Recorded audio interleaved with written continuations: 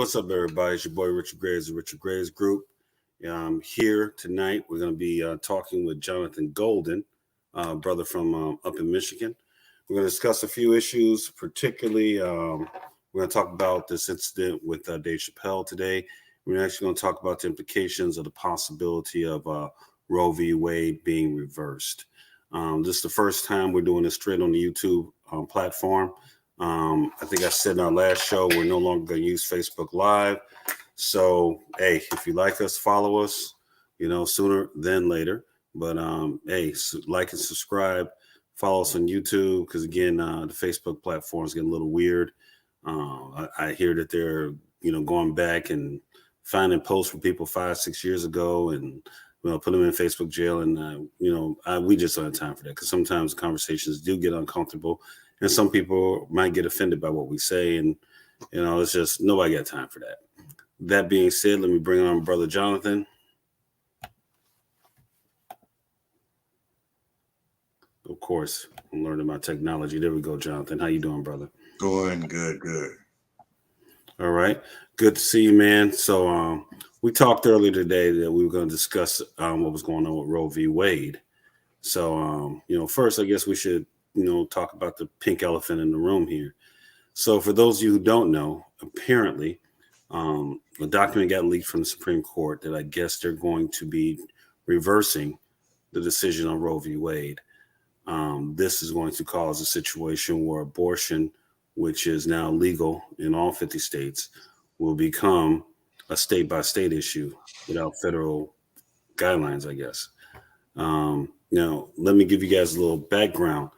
All right, there's such a thing as called judicial activism. All right, judicial activism is when public policy is driven by how the law is interpreted by ultimately the Supreme Court. Okay, so I know that a lot of people want to talk about the right to abortion, but really it's not a right. It's just the fact that there was a case that went before the Supreme Court that where the Supreme Court ruled a certain way, and there was a judicial ruling which guided the public policy, not legislation from the Congress.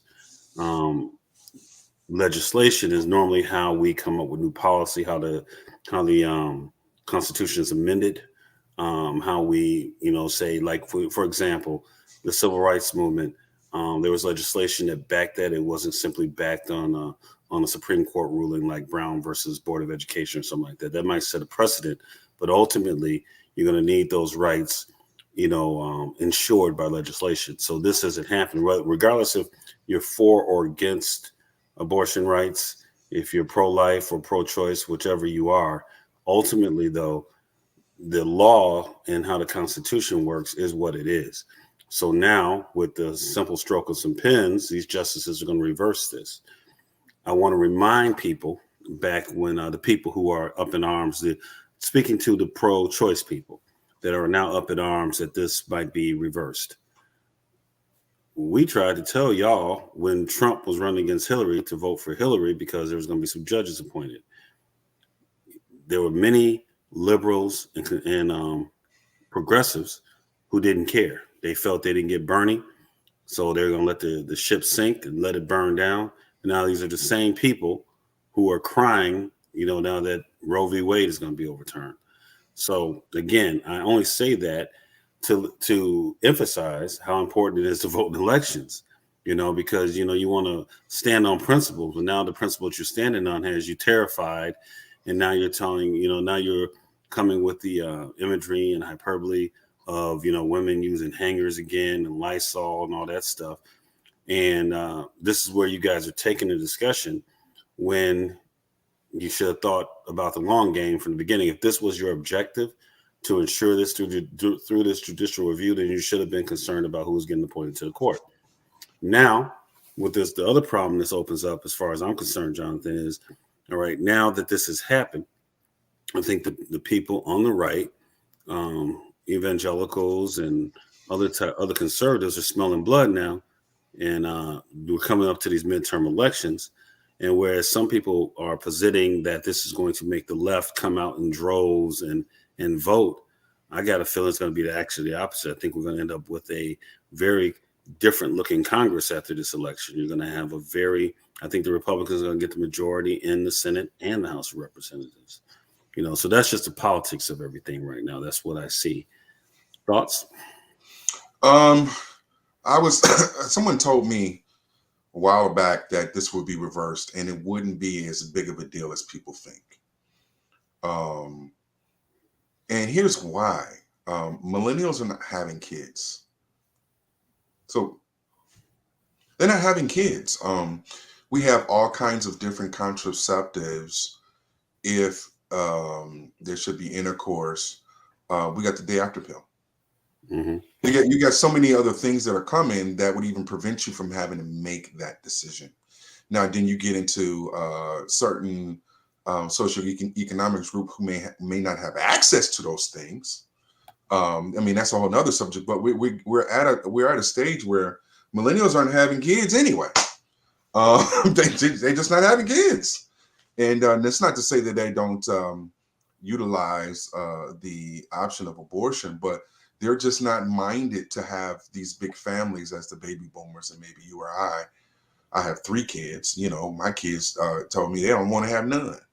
So, Wow. so they're not even on that level. And of course, people say things and things can change and slip ups can happen. Of course, we know that. But if that happens, you have the day after pill.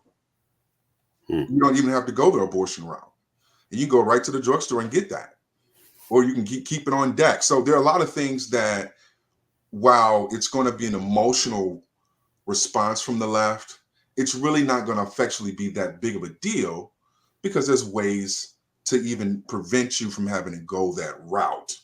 And maybe the left will start doing more education on the morning after pill and make that pill more readily available to circumvent not having the right to, or the privilege, or whatever you want, the option of abortion. So there's always ways around things. It's going to be a big hoopla. The right and evangelicals, those who are pro-life, I am pro-life like myself. It's a surface win. It's a surface win. So is it a win? Yes. But is it that big of a deal? It's really not as big of a deal as it's going to be purported, and the news media and politicians are going to make it. It's really not that big of a deal from this standpoint, that there's going to be other options that can keep you from even having to make that decision. And I think behind it, and I said this to you, I'm looking at the census, United States Census, and the headline here is deaths outnumber births in half of all states between 2020 and 2021. Some of that is due to COVID, but I think the underlying reason why now, it's no mistake that after COVID, hear about this. Americans are dying in certain states more than having births. So you can't have that. And when you have the majority being non-Hispanic whites, that's a problem. We all know that sometimes that things don't become an issue unless it hits a certain community. And then when it hits a certain community, or it's devastating, or it's becoming too much, now we got to do something. And I think the underlying reason has a little bit or some to do with that. And these are stats from United States Census, and I'm not pulling this out of my behind. This is right on their website. New Case Census Bureau population estimates that COVID-19 impact fertility and mortality across the nation. Again, a lot of that does have to do with COVID-19, some older Americans dying, and the millennials not wanting to have kids to begin with. So you have that mix in there, and then with 240 million non-Hispanic white Americans, and most of the abortions coming in the southern states, which is very ironic. Then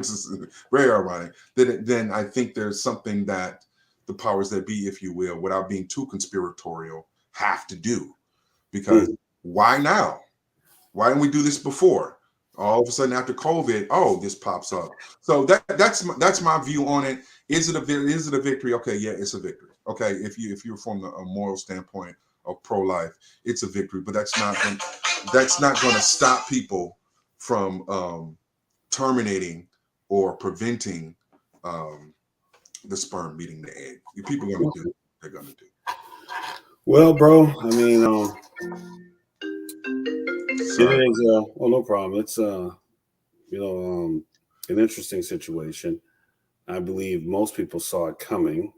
Yeah, I did. Um, you know, and the fact that the document got leaked, that's an interesting scenario too.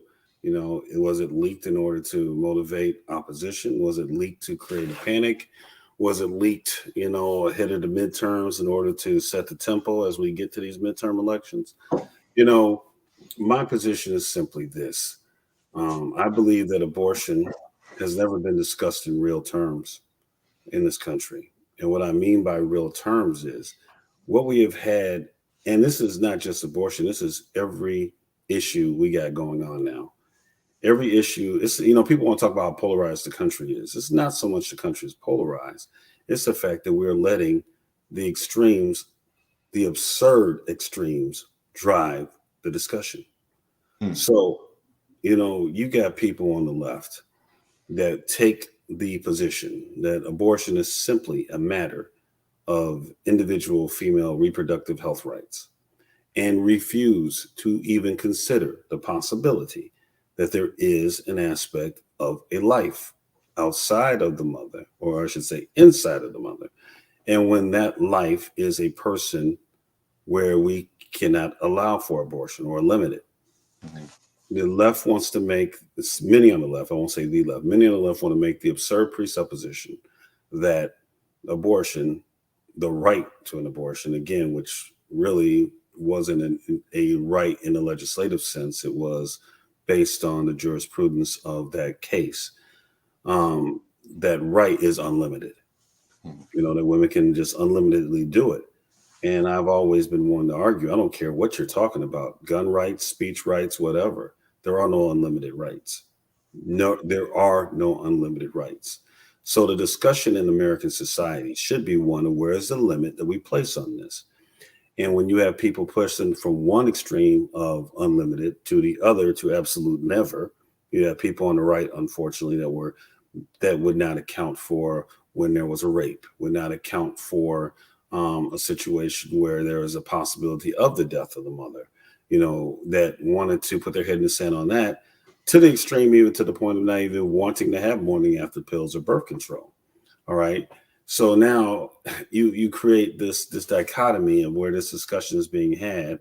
All right. And it's all the way over here or all the way over there. And it's not one where people are actually talking about what are we really talking about here. Well, You know? the Constitution, and I don't know the exact verbiage, does have a limit to your rights. My rights can't infringe upon yours. Right. Absolutely.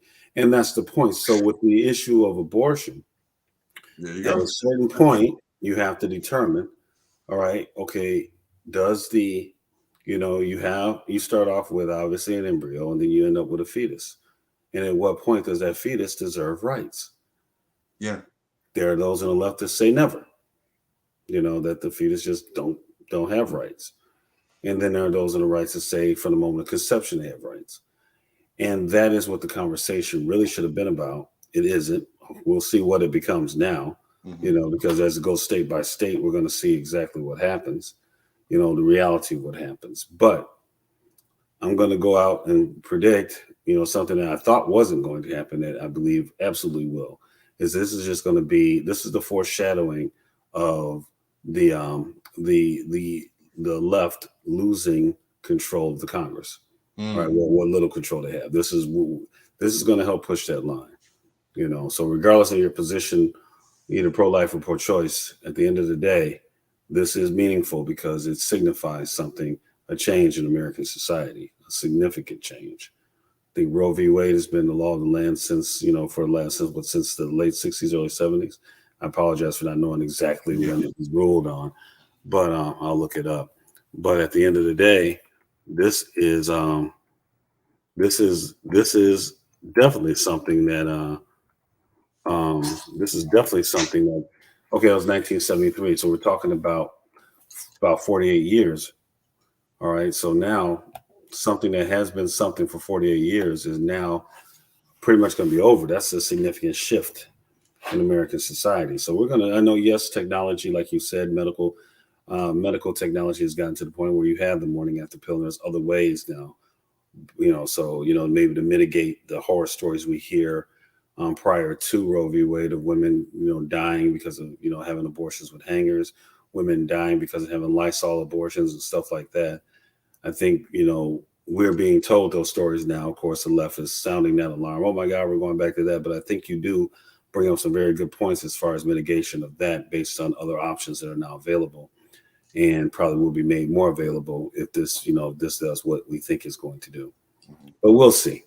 You know, um, I'm just like, again, this is, I don't want to beat a dead horse, but for those of you who didn't vote for Hillary, who feel this way, who feel that women should have, I'm just laughing. I remember now my opposition to Trump in those court and the justices he may appoint. I was looking at justices that would be pro labor, and I didn't think this group was going to be. And of course, we had Ask Me v. Janice that came out, and they ruled with Janice.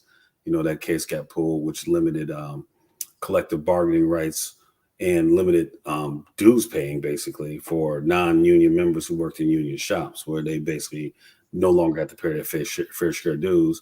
This obviously, the people who were pushing this didn't care about worker rights. Only thing they cared about was taking money out of the union's pockets in order for them not to be able to support candidates that were pro-labor.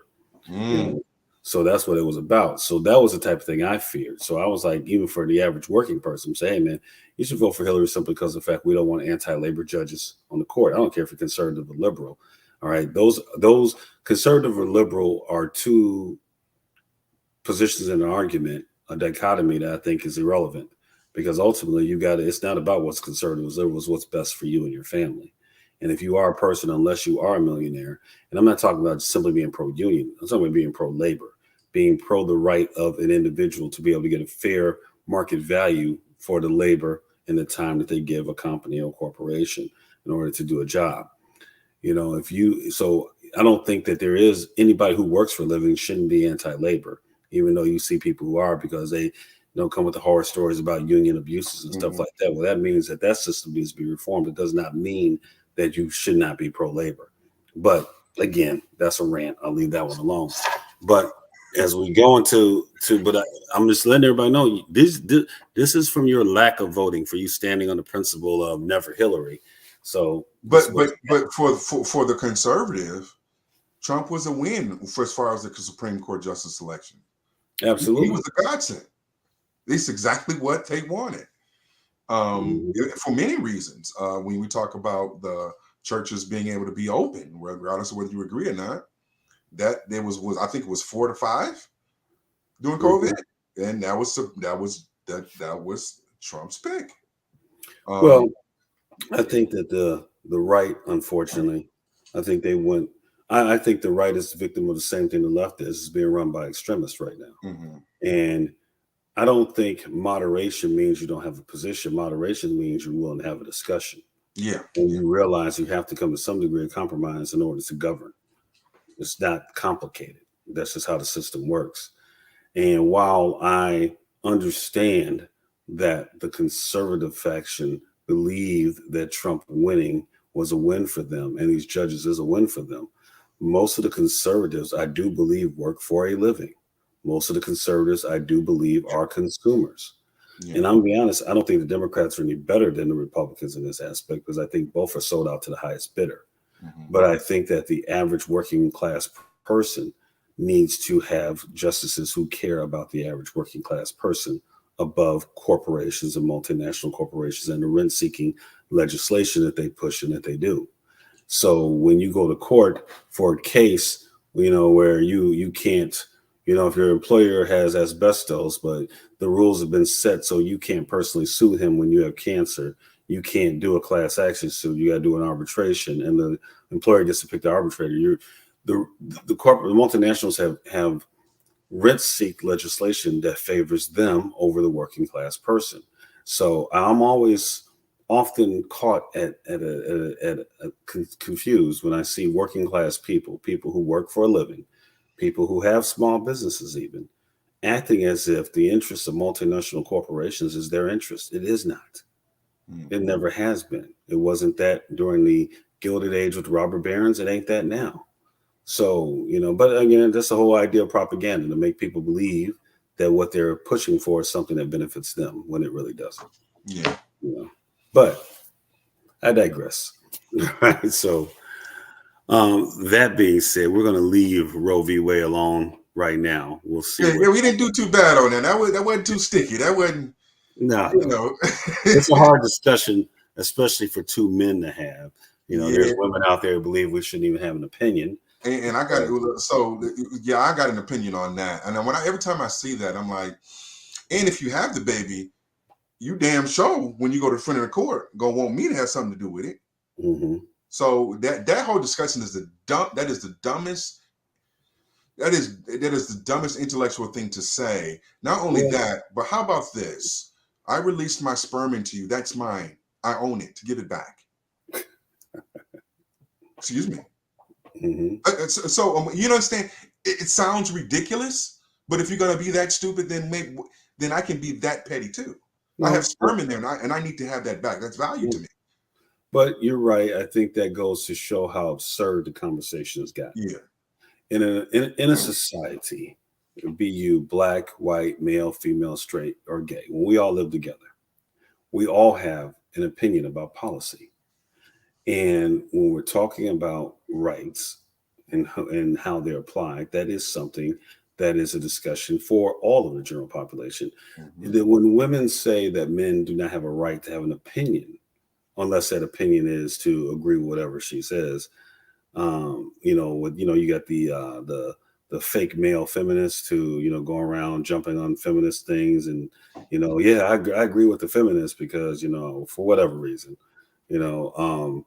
when they do that, I think that the idea that we cannot have an opinion as men is ridiculous. That's like me saying that white people can't have an opinion about issues that go on in black communities.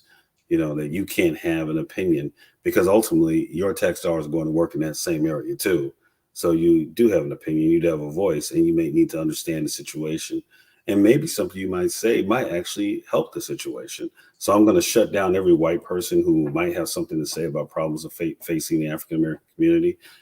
This is just something only black people should be able to talk about. That's absurd too. Yeah. But then again, you do have people on the left that make that argument, mm-hmm.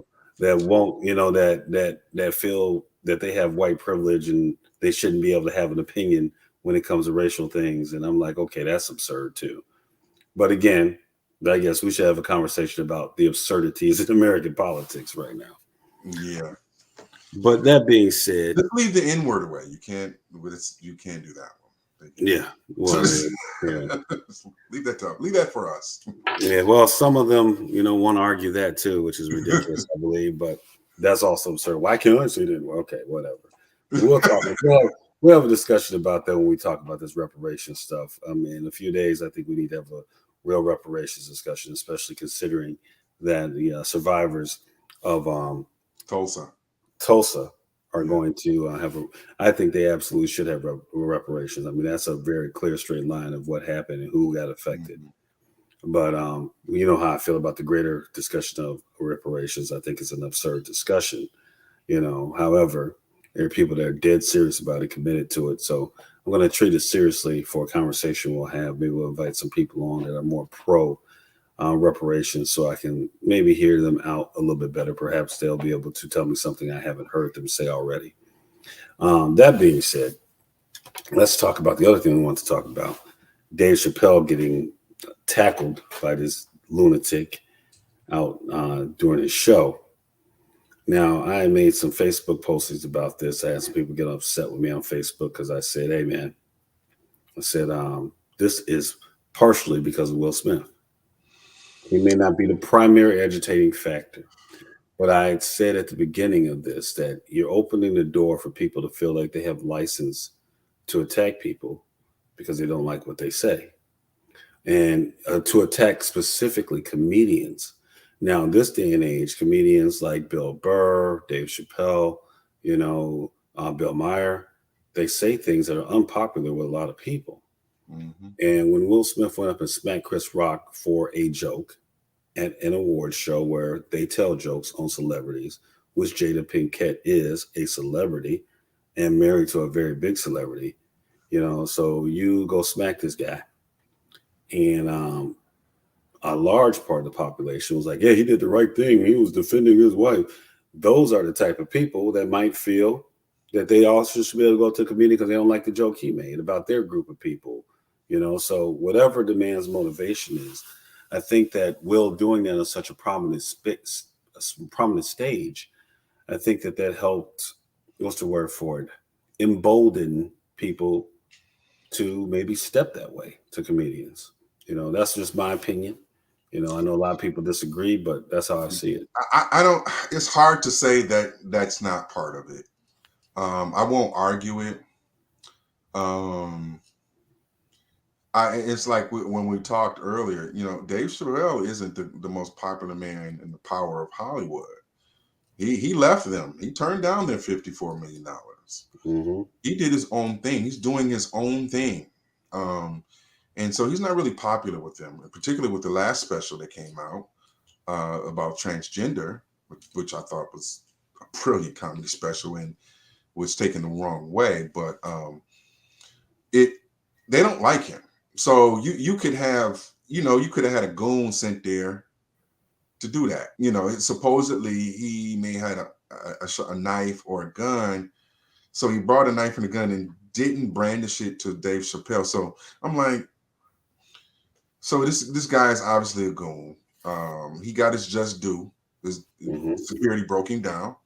I don't care what nobody think about that. Oh, well, they shouldn't have beat him up. Well, you don't get your ass on the stage. You ain't got to worry about that now, do you? Yeah, those called consequences. Right, consequences. Mm-hmm. And sometimes your mouth rights to check your ass can't cash. Right. And then you jump up and you tackle somebody on stage, the security gonna handle you, and they should. Right. That's what they there for, to handle you. Now, I mean, if I'm ever famous enough to be speaking where I got a crowd, I'm gonna definitely have security. Right. It is what it is. Yeah. Because I'm expecting them to do their job. I've worked security for celebrities. Mm-hmm. And if it came to that, you kind of rush on the stage, you're gonna get dealt with. Is what it is. Right. You make choices, consequences. So I get tired of the whiny people getting upset. We've talked about this in all kinds of situations where somebody get what they got coming because they initiated physical contact with someone. Right. All right. You initiate that contact, hey, then by law, I have the right to use the force necessary to gain control and gain compliance and to protect my life or the life of some other person. And listen, and not just law, street code is, hey, hey, you listen, if you ain't ready to face the consequences, ain't gonna be, and the consequences may not be, more dire than what you did, but hey, if you sit your ass down in that seat and watch the show, we ain't got no problem, now do you? Right. Because ultimately, you're right. Yeah, you might get one lick in and you might receive 10. Right. It's not, you might bring a knife to a gunfight. If you pulled that knife and got shot, there was consequences. Right. And if you say he only had a knife, well, a knife can kill you just as easy as a gun. Mm-hmm. Right. So if you bring a knife and you get shot, I don't want to hear it. Right. He only had a knife. Well, he shouldn't have pulled it. Right. And then he lucky he didn't pull it from upstairs. That might have happened. Yeah. He got dealt with, and who knows? He might have still been fighting because, there's been many times in security where you get someone and they still trying to go and you got to keep turning it up till they realize you're not playing. Hold on, bro. Let me, did you see the Southfield smack? No. Oh, Rich. This is in my city.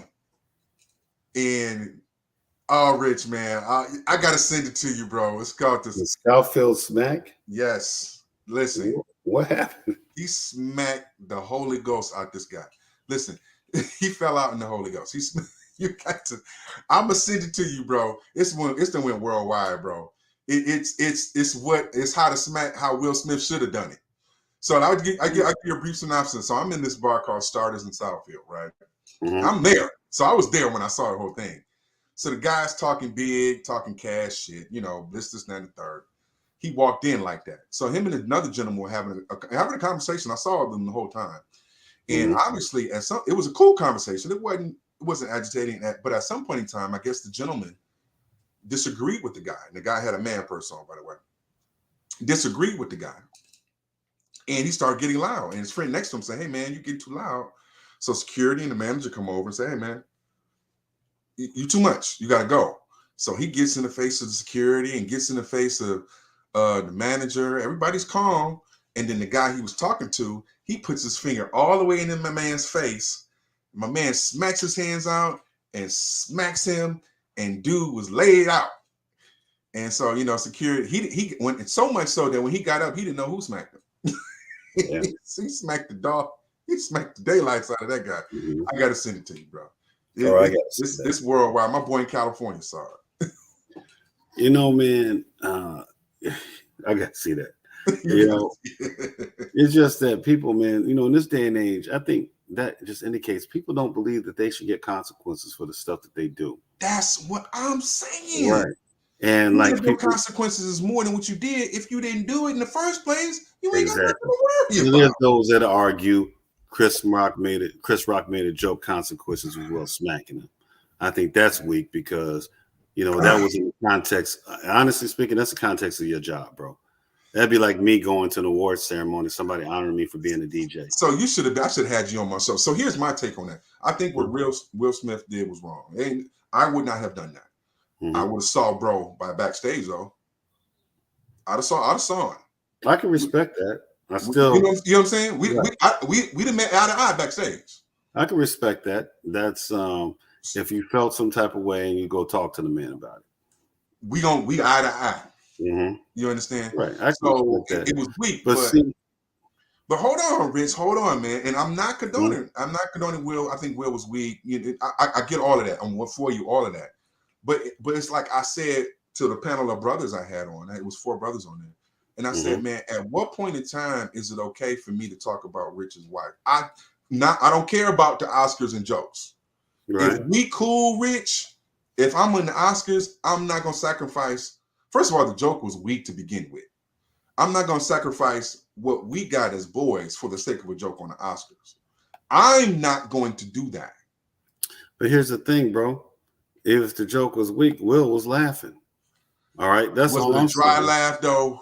No, Will was laughing. We seen that. Will was laughing for real. I know he was laughing, but was it dry, though? Here's my thing, though, bro. My thing is this. This ain't you talking about somebody's wife. At the end of the day, like I said, it'd be different if it were a circumstance where they were at a restaurant and these are normal people. I can see people, I would still disagree. You still get charged with assault and going to jail, which is why you shouldn't do it. But in this case, man, this is what they do. You could go back to Bob Hope hosting this stuff, man, cracking on everybody, cracking on Lucille Ball. That was Desi Arnaz's wife. He cracking on Desi Arnaz's wife. All right, Desi didn't go up and smack nobody. So at the end of the day, they know what they sign up for. He is an entertainer. He signed up in the entertainment business. He has been in the entertainment business since we were teenagers. That being said, he knows the game. He knows where he's at. He knows what this is about. So this wasn't like surprise. Somebody made a joke about my wife, dude. And then when your wife is banging your son's best friend, you've been a butt of jokes for a long time, which really what it really comes down to is you've been getting rolled by black comedians about you being a cuckold dude and your wife bringing you on TV on the YouTube channel on the red carpet or the red table and embarrassing you even more. Her talking about you ain't providing good sex. She ain't happy. She ridiculed you. You've been talked about by comedians for the last couple of years for that entanglement. And then you decide to jump bad with little Chris Rock. That's what I'm talking about. So it wasn't like he's the defender of his wife's honor at all time. He wasn't defending her honor when she was getting wrapped up in pretzels by August Lucina. All right. All right. Don't make a joke. Well, she said she was entangled. Don't make a joke about my wife, but you can entangle her, with the kids downstairs and me in the other room, sad and whatnot, So, I mean, that's what's real with Will, man. You was being cuckolded. She running you. She ridiculed you on TV, on YouTube channel, whatever it was. She basically told that you ain't good in bed. She said she misses Tupac and that she got her daughter writing letters. Mr. Tupac, I wish you were still here. My mama would be happy. You've been ridiculed and y'all emasculated for your whole marriage, apparently, but publicly for the last couple years. And then that night you decide, I'm gonna make my stand with Chris Rock. Oh, that's gangster. Yeah, that's real gangster, cuz. I'm really impressed. Hey, you show me your gangster. So, like I said, no, it ain't gangster. It's weak. But cuckolds are weak dudes anyway. So what do you expect? They jump bad. Cuckolds are ran by their women like that. She ran him. Her look made him decide to do something, and he ruined the biggest night of his life. This is the biggest. This is what you work for. This is what you are in. You are an actor. You are in an entertainment business, and you are at the pinnacle of joining the ranks of Sidney Poitier and Denzel Washington to be known as at the peak of your craft.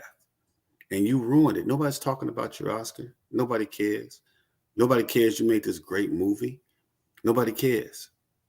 You losing deals now. Yeah, you still rich, but now you're the joke of the industry. You want to make yourself. You could have been in one night. You went from possibly being that dude, high grossing.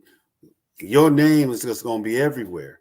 You went from being that dude. You went from walking in the footsteps of Sidney Poitier and Denzel Washington to being the guy that's a joke. You're a joke now. You're a meme. Come on, man. And if she really was that queen that everybody say he was protecting, she would told him to sit his butt down. Because we know where we at. We'll talk to him later. Like you said, if it was that, he was offended. At the end of the show, hey, Chris, I'm going to holler at you real quick. Hey, man, what up? All right? And then they could have had that discussion. And Chris was said, more than likely as a man, he said, you know what, Will, my bad. When I go back out stage, I'm going to apologize. He might have put up some tweets and apologized. He might have came to the red table with Jada and said, you know what I said was wrong. Handle like adults, man. We got too much silly, I'm going to jump bad stuff going on in the hood, man. We had a shoot. We had 42, man. We had so many damn shootings in Chicago because of emotional stuff like that. Emotional stuff. A friend of mine I work with, her goddaughter was killed this weekend in Chicago at the House of Blues. Here's what happened. She was there with a girl and her sister. This girl she was with, her boyfriend shows up with another girl. So they proceed to get into it. All right. The boyfriend's side piece chick run to the car, grabs a gun, starts waving around. The other girl still trying to get him. This mock decide to grab the gun. He starts shooting at the girlfriend. Right. So obviously the girlfriend's a side piece. You start shooting at the girlfriend, and you end up killing the woman's goddaughter who wasn't even involved. My thing is this: we got too much of that emotional violence stuff in our community right now. That's why, as a black man, I was very offended by what Will did. So all the homies is on Facebook telling me, oh, man, don't judge him, man. Don't come to me with that, bro. I'm the wrong one to come to with that, really. I really hope people stop because it's really trying my patience at this point. It's really trying me, bro. It's really trying me. I ain't trying to hear that. Or I'm not trying to hear, oh, you need to forgive Will, because I don't need to forgive him a dang thing. You know what I'm saying? I don't got to forgive him. He didn't do it to me. All right. But I can have my opinion as a black man in American society. I don't like how you made a black man look. I don't like what you did. I don't like the fact that you made it seem like that's okay. And then you got a bunch of idiots co-signing on you saying that it is okay. Them the type of people that fill up Cook County because they get their emotions. Because if you or I did that on a public stage, we'd have got locked up. Yeah. We'd be getting bailed out. Would it have been worth it? Right? You're in the industry, I'm in the industry, whatever industry we in. If I'm winning a DJ award, all right, and for whatever reason they have a comedian hosted, he crack a joke on my wife, I go up and fire on cuz. Guess what? I'm arrested. All right. Will lucked out. I'm going to jail. All right. You're going to jail. So everybody who wants Will Smith, but he about to protect this woman, man. I understand that. I do the same thing. Okay. All right. So I hope you got that bail money on standby, because that's what happens in real life. Yeah. You know, so we got too much violence going on for stuff like that, man. Too much. You know, so my thing is, I'm not putting all that on Will Smith's shoulders. I'm not putting all the violence in the hood on his shoulders. I'm not even putting this comedian that jumped on do. I'm saying that might be a factor, an agitating factor. It may not be the you strobe light because No. that may not be the primary factor, but it is a factor. Is all I'm saying. You know, you got people jumping on, man. Oh, you jumping on Will, man. You act like you taking a big leap. Man, ain't nobody taking a leap, bro. All right. It is it's one of the agitating factors. You know, society, we got a society full of people and their feelings too quick doing dumb stuff. That being said, I'm gonna holler at him backstage. Yeah, but that's different. I can respect that. If she was really hurt by by what was said, and they are homies, they all know each other. Hey man, let me talk to you, Will. Boom. Now, if you do want to get buck with you after you say something to him, well, you know, sometimes that it can go that way. But I doubt Chris would have did that. I doubt he would have known. I doubt if he knew he was really hurting anybody's feelings. He would have said, hey, you know, I guarantee you he'd apologize. He'd have been on Red Table Talk, apologize to her directly. You know, that's how adults deal with things. We tell toddlers to keep their hands to themselves, bro. It's a lesson that we talk about. Use words, discuss things. You know, like we said, now, if you touch me, now, if he had ran up and smacked Jada, then he should have got the brakes beat off him. I would have respected that. You know, if somebody come up and assault your wife or touch her or grab her and you still on to, okay, man, I'm like, I'm all for you. I'm like, yeah, man, I'm gonna help you. Hey, I got his bail money, cuz I'm with you on that. You know, but that's all I'm saying, man. People, I just think people need to be more realistic and stop the hero worshiping. Kanye do dumb stuff, people coming up with excuses. Will Smith do something ignorant, people coming up with excuses because they worship these people for whatever reason. Maybe they made them feel good when they were young and they used to watch The Fresh Prince. I don't know. But at the end of the day, you know, it is what it is. I'm gonna get off that, man, because I can rant on. I know, it's just man. like, man, I be looking at my Facebook feed like, y'all kidding me, man, right? You know, the things people get upset with me about are funny. You know, I could say some real, like this, like the things I get reported for saying. Like I can say some real, like hardcore stuff. Nothing happens. I say something I think offhanded that really doesn't apply to the world. You know, I'd say Will Smith is a mark. I got 300 responses. He's not a mark. He's a good guy. It was, what? Good. You know, and then I get this self-righteous one. Why are you talking about Will Smith when there's war in the Ukraine? I'm like, dude, I talk about war in Ukraine all the time. This is just a distraction for me. I'm writing a paper right now, dude. I'm just sitting here going back and forth with y'all so I don't fall asleep. You know what I'm saying? Right. So it's like, don't come to me like, then let's talk about the Ukraine. What is your position on Vladimir Putin? And then they got nothing to say. Oh, you brought it up. You know, so it's just funny the things people choose to be outraged about, you know, on social media, the things that you say. Speaking of social media, what do you think about Elon Musk and this Twitter thing, man? With him. Listen, I have some investment in Twitter. I want the stock to go up. That's about the only interest I have. You're like, I don't care. I'm not a big Twitter person anyway, man. I've been on Twitter for a couple of years. I haven't really pressed my Twitter, and obviously, of course, I got everything set up because I'm waiting to publish. You know, right now I got maybe like 100 followers on Twitter.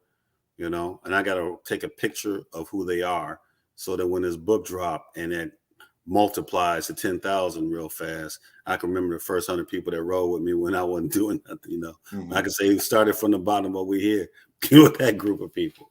You know, Twitter, and then people try to have nuanced discussion. You can't have nuanced discussion with only being allowed so many characters. Yeah, that's why I didn't really like it. You can't really too much stick-o-mythia, if you will. Just short this, short that, short this, short that, and you got a million people on the same thing. You can't have any dialogue really. You know, No, it's just people make inflammatory statements and then people argue about it. You know, and then the arguments are ridiculous and inane. You know, only thing I like about Twitter though, it's not as censored. Yeah, I don't think it's censored at all, by the way. Well, you know, that's the whole problem. People say that it was censored because they kicked Trump off. They kicked that guy, the pillow guy. No, I get that. When you talk about people who are infamous and how they can sway, but as far as language, what you say, with all that kind of stuff, it's a free for all. videos you can see. Like, it's completely free. Well, they got me one time on Twitter because I told somebody catch me in traffic. And Really? they told me they took it as I was saying that get in traffic, play in traffic, you know. So they're saying I was promoting suicide. Oh my God. Yeah, Wow. Okay, maybe yeah. it's changed. But I mean, that was the only time I ever had a problem. I told dude, catch me in traffic. And you know what I'm saying when I say catch me in traffic, I see you when I see you. You Uh-huh. know, because obviously, you know, I'm here, you know, I got my little degrees, I got my little Dr. Doom, and, you know, get my little glasses on. So, you know, there's some people that think that that means you can talk to me any old type of way, especially people who live in the greater Chicagoland area. I'm like, man, I'll come see you, cuz, real quick. We can have this conversation for real, you know? And I guess, you know, when people figure that out, like, oh, he's serious. Yeah. You know, so I have to be mindful of that, you know, that you can't tell people stuff like that on social media because they can, you know, they can actually say that you threaten them and, you know, all that good stuff. Oh But man. that was the only time Twitter ever banged me, man. But Facebook, man. So since that's why, like I said, we got right now, we've had like maybe 3 or 4 viewers. And like I said, I got to start promoting the channel more. We got 125 followers, which is a lot. I went from like 20 to 125 over the last, you know, month or so. So we're gonna keep pushing that. But it's just that when I do a live feed on Facebook, it doesn't want to act right. It doesn't want we can't interact with people because it's, you know, you got too many platforms going, and it's just it limits too much, man. It's too much control there. This way, hey, if you want to follow the show, follow the show. You know, like I said, and with my 125 followers, that's another picture I have to take before I publish to see who was here before it got to that other thing, you know, in the quiet times when we're trying to work this out, you know what I mean? But anyway, though, I appreciate you coming on the show, bro. I appreciate all the support the show's gotten, man, and we're gonna keep rolling on this. We're gonna get a little bit more deep into politics as we go into this new election cycle. So we're gonna see a lot, you know. So we're gonna see which way this really goes. But Yeah. I'm telling you, this is just a sign. This whole Roe v. Wade thing is a sign that we are in a new era in this country, in the world. You know, the thing with the Ukraine, that shows we're in a new place in the world. The Ukraine thing shows that we have now forgotten all the lessons of World War II and the Cold War. You know, forget about all that. Let's get right back to dumb stuff. I honestly, real quick with Ukraine, I was disappointed at that because I'm saying myself, I thought we were past this type of stuff. Oh, Rich, nah, Yeah. you know better than that, man. Well, hear me out. Hear me out. Humans are always ready for war. Don't get me wrong. But since we've established, and this ain't gonna go well. I'm gonna have to do a whole nother show because this ain't gonna go well what I'm about to say. Since the establishment of what we call Western society, all right, we'll say the Renaissance. All right, after the Middle Ages, we go into the Renaissance. A lot of wars are fought in Europe. All right, a lot of wars, religious wars, political wars. Most of them all about money, regardless of what the religious or political. But out of that, we formed a foundation of rule of law of Western society. Now, people still fighting after the Renaissance. We're getting to the Enlightenment period, but the rule of law is getting even more intense. You know, going from the Magna Carta, many of the nations that we are now part of create constitutions. They create constitutions, and we have an imperfect world, so it ain't perfect. There's still slavery and slaughter of Indians. All kinds of stuff happens. That's bad. But we see it starting to go a certain direction, a certain direction of how we get along in society. What is proper interactions? We get past all that. We get to World War One. We see what happens. A lot of people die. I think World War One is like maybe 50 million people. Yeah, most due to hunger. Yeah. World War II, we're looking at 80 million people or more. All right. And you would think that the Western world realized, okay, this don't work. All right. You have the NATO alliance. You have the United Nations that happens. You have the Soviet Union that's doing its thing. We go through a whole Cold War and we actually win it. Soviet Union falls. Now, this is where we make our mistakes that lead us to now because we don't make an investment in peace. We made so much investment in the war, but didn't make an investment in the peace. And what happened was the thing you're talking about, the human nature thing, is a guy like Putin is a Stalin. That's who he is. He's one of those type of dudes. Those people are born all the time. We can't stop them from being born. All right. But I was hoping that we had a rule of law, a rule of international law within at least Western Europe, parts of Eastern Europe and the United States, Canada, where we don't do this no more because we know what this is. We all have too much to lose. Our economies are so interconnected. There is just too much to lose. And I was wrong.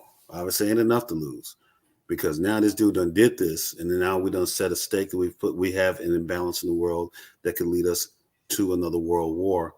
And again, people forget 80 million people died. All right. Or maybe Stalin was right. You kill one person, it's a tragedy. You kill a million, it's a statistic. Because now we have people talking about businessmen talking, it's just, what's going on with the gross product and all that stuff when there's people dying. There's about 4 million displaced people. And I know a lot of the pro-Afrocentric hoteperies going to say, well, this happens in Africa all the time. Yes, it does. And it's wrong there too. But at least I can say, okay, they don't have established democracies. They don't have established economic systems. There's a lot where that needs to happen, to try to stabilize and minimize that. We had all that in the West, and now it looks like we're back to 1935 as far as our geopolitical picture is.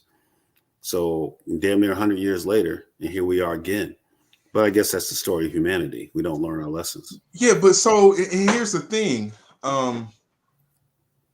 Ukraine didn't join NATO. It was inevitable that was going to happen again. To me, it was inevitable. It was just a matter of time. But that was NATO's fault. And seeing what the problem was when Putin got into power, everybody started tiptoeing around this mar. All right. And I don't blame Trump or Biden or Obama alone. I blame all of them. All right. I blame all of them for dealing with Putin like, he's a rational human being. He should have been contained a long time ago. When he got into office, we can take this all the way back to Clinton and Bush. All right. The mistakes made at the end of the Cold War set this up. We were so busy trying to go in there and open McDonald's and sell Coca-Cola that we weren't thinking about the big picture. I'm sorry. When the Soviet Union fell, the biggest objective of American multinational corporations was to get into that market by any means necessary. They did not look at the long-term picture of who they were dealing with or what monster they might possibly create. They created an oligarchy, all right? They created a nationalism hearkening back to a Soviet time that wasn't even good for the people hearkening back to it. And now you create the circumstance where Putin can do this stuff, where he can feed his people propaganda like he's doing something great. And all he's doing is destabilizing the world. So I blame Obama. This is where Obama's missed. I blame Bush Jr. Bush Jr. is like, Putin's the type of guy I can have a beer with. No, he's not. You keep playing with this dude because, again, y'all want to keep selling Coca-Cola and working with them oligarchs and making money. And you all think that these are people that are foolish enough to believe that commerce is a deciding factor in all things. They don't understand some people are motivated with other things besides making money. That's their mistake. They assume because they're greedy, selfish individuals, they can depend on the greed and selfishness of others to keep balance. But you have people like Putin who are megalomaniacs who don't care. They got other objectives outside of money. So Bush talking about I can have beer with him. Obama drawing lines in the sand and then people crossing them and not doing nothing. If you go this far, we're going to do this. People jump over the line, nothing happens. All right, that was over in what's the country over there? Not Afghanistan. The one that's having all the problems. Not Jordan. Pakistan? What's one? Pakistan, Syria. Not Syria. All right. Yeah, the lines he was drawing in Syria that people kept jumping over. So you showed that we ain't got no resolve. All right. Trump was too busy, damn near kissing dude in the mouth for Putin's a great guy. I want to be like him. All right. And then Biden comes in the game. He don't even know where he at. All right. Let's just be real. And he not committed to. Hey, don't get me wrong. Y'all know I'm on record saying I voted for Biden because I think he was, and I still agree that it was better than voting for Trump. But at the end of the day, this is where we are now. We stand on the precipice of world war. And people want to act like, well, no, it's not going to be that. Oh, yeah, this is destabilizes a lot of different things. And if anyone knows anything about history, it don't take much for a world war to happen. World War I happened because one dude got assassinated. All right. Stuff jumped off. A series of misunderstandings The war is like a bad Three's Company episode. You know, you watch Three's Company, and some jack does, and the girls don't really know what it's about, and they interpret it the wrong way, and it becomes a big thing. And at the end, everybody, it was just a misunderstanding. That's how wars happen. But unfortunately, a lot of people die before they get it together. You know, people take advantage of the situation, the chaos, to push their agendas. So I think we're in for a new age in America and the world. We're about to enter. This thing with Roe v. Wade is indicating that on a social, political level in the United States, and also what's going on internationally over in Ukraine and other places. I think we're about to enter a weird time. So we'll see what happens, my friend. I think I was told, based on somebody who studies futures and cycles, that it's going to be a rough 10 years. COVID was the first. We got 8 more years left. I think we're in for about a good bad 20, my friend. Oh wow. Okay. Hey. Right. Because the repercussions of the decisions we are making now, and the policies that we're coming up with, will be felt for a couple generations. All right. And if there is a world war, it's going to be about 40 years. Right. Because remember, after World War II, that changed the shape of the world all the way up until now. All right. The world was dominated by the politics, the geopolitics, the post-war geopolitics of World War II up until now. That's a long time. It's almost 100 years. You know, we're still dealing with the effects of the Civil War in many cases. So it's the 10-year cycle. No, we're in for a shift of culture, and I don't know where that's going to lead us to. Now, I'm sure there are something else brewing. Some young person, 2 years old right now, running around playing ball, is probably going to be a great president or going to be a horrible tyrant. We don't know which way that's going to go. You know, depending on how this affects that person. You know, that child, that kid who's 2 or 5 years old, that's, you know, taking cute little pictures right now, might grow up to be a great president like Abraham Lincoln or Franklin Roosevelt, or he might end up being a tyrant like Joseph Stalin. We don't know. But now we're about to see some things, because like I said, people like Joseph Stalin did not disappear from the gene pool. They're born every day. It's just when they get opportunity comes and meets them. You know, people like Abraham Lincoln are born every day. It's just when they meet. Somebody probably got the heart of Abraham Lincoln that's working on people's cars right now. He didn't get that opportunity. So we're entering a space where we're about to see a dynamic change in things. You know, and this initiated, I would say the initiation of this change initiated with the election of Barack Obama. Not that he's the cause of it, but that election of a black man signified a significant change in our society. And that change had a chain reaction. You know, there was the side that pushed against it, was how we got Trump. Part of how we got Trump. And now we're going deeper down the rabbit hole, my friend. So that's just my prediction. Not for nothing I'm saying this. God forbid I could be wrong. Hopefully I'm wrong, and we're going to get through this in a few years and everything will be great. We'll be living like people in Starfleet. You know, we'll work towards a united Earth. I don't know. But I just don't think that's happening. Right? So that's it, bro. You know, anything else you got to add, bro? No, man. No, it was pretty good, man. You know, like I said, I'm going to holler at you backstage, though, Rich. All right. I'm going to holler. We're going to talk. I'm going to holler at you. That's what I'm saying. I'm hollering at you. Well, I'm not cracking jokes on people's wives because I'm not a comedian. But I know that if I do decide to crack a joke and you there, it won't be your wife because I don't get hollered at. Oh no, because you don't get hollered at. All right, man.